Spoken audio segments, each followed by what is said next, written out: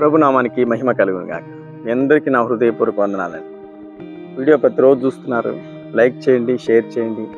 అనేకులకు ఈ మాటలు అందేలా చూడండి. ఎందుకంటే దేవుని మాట ప్రతి ఒక్కరు వినాలా, మారు మనసు పొందాలా, దేవుని రాజ్యానికి సిద్ధపరచబడాలి.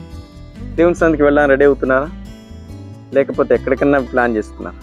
మీ ప్లాన్స్ అన్నీ పక్కన పెట్టి కుటుంబం అంతా కలిసి దేవుని సన్నిధికి వెళ్ళాలి. ఎందుకంటే దేవుడు మిమ్మల్ని చూస్తున్నాడు. మిమ్మల్ని చూసిన దేవుడు ఆయన సన్నిధిలో మోకరించి చేతులు పైకెత్తి ఆయన వైపు చూసేవారిని ఆయన లక్ష్య పెడతాడు. ఆయన విమోచిస్తాడు. ఈ బంధకములన్నిటి తెంచేస్తాడు. మీకు ఒక మాట జ్ఞాపకం చేస్తాను.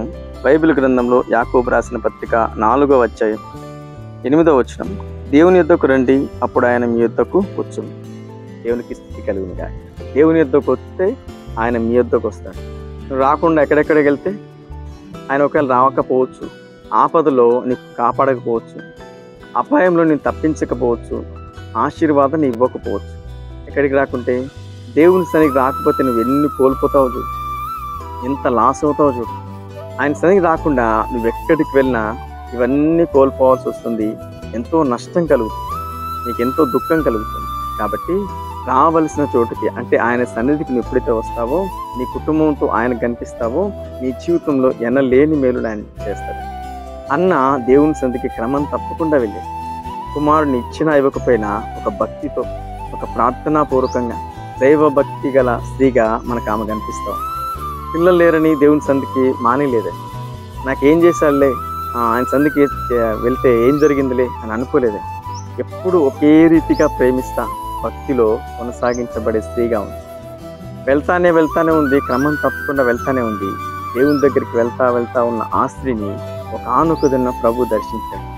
నువ్వు కూడా వెళ్తానే ఉండు, నువ్వు కూడా ప్రార్థన చేస్తానే ఉండు, నువ్వు కూడా ఆగకుండా ఆయన పాదశంలో ఆయన కనిపిస్తానే ఉండు. తప్పకుండా ప్రభు ఒక ఆనుకుని కరుణిస్తాడు, నిన్ను క్షమిస్తాడు, నీ వేదన ఆయన తొలగిస్తాడు, నీ భారాన్ని తీసివేసి ఒక అద్భుతమైన క్రియ నీ జీవితంలో జరిగిస్తాడు. ఊహించని విధంగా హన్నాను దర్శించాడు. అద్భుతమైన కుమారుణ్ణి ఆమెకు అనుగ్రహించాడు. ఆమె వేదన పోయింది, దుఃఖం పోయింది, సంతోషభరితురాలుగా మనకు అనిపిస్తాం. ఎందుకు? క్రమం తప్పకుండా దేవుని సన్నిధిలో ఆమె కనిపించడం బట్టి. నువ్వు ఎక్కడ ఎవరికి కనిపించినా నీకేమి రా, నీ జీవితంలో ఉన్న ఆశీర్వాదం పోతుంది. కానీ నువ్వు కనిపించవలసిన స్థలం ఏంటో తెలుసా? దేవుని పాద సన్నిధిలో ఆయన కనిపించినప్పుడు నిన్ను దీవిస్తాడు, నీ పిల్లల్ని దీవిస్తాడు, నీ కుటుంబాన్ని దీవిస్తాడు, ఒక ఉన్నతమైన స్థలంలో నిన్ను ఉంచుతాడు. మాట ప్రకారం ఒక మంచి తీర్మానం తీసుకొని కుటుంబం అంతా కలిసి ఆయన సన్నిధిలో కనిపించండి. అద్భుత కార్యములు ఆయన మీ ఎడలా చేయబోతుంది. మాట పట్టుకో, మంచి తీర్మానం తీసుకో, దేవుని కార్యములు మీరు చూడబోతుంది. కళ్ళు మూసుకొని ప్రార్థనలోకి వెంచని మీ అందరి కోసం నేను ప్రార్థన చేస్తాను. మహాపరిశుద్ధుడా, మహోన్నతుడా, సర్వాధికారి నీకు స్తోత్రం. మాట నుంచిన ప్రతి బిడ్డలు వారి వారి జీవితాల్లో మరి కోల్పోయినంతా మరలా దక్కించుకోవాలంటే నీ సన్నిధికి రావాలి ప్రభు.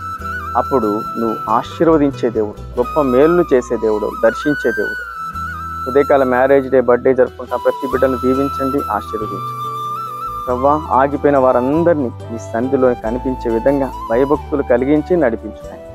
నీ సన్నిధిలో ప్రార్థిస్తుండగా, స్తుతిస్తుండగా, చేతులెత్తి ఆరాధిస్తుండగా ప్రతి బిడ్డలను ఆశీర్వదించండి, అద్భుత కార్యములు జరిగించండి. నాయన, నీ బిడ్డలందరూ ప్రవ్వా నీ సన్నిధిలో కనిపిస్తుండగా వారి కుటుంబంలో ఎన్నో మేలులు వారు చూడాలి, అద్భుతాలు చూడాలి, ఆశ్చర్య కార్యములు చూడాలి.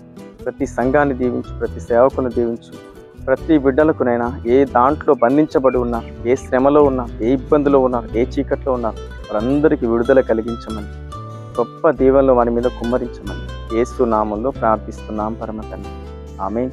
వీడియో చూసిన ప్రతి ఒక్కరిని ప్రభు దీవించి ఆశీర్వదించుగాక. ఆమేన్.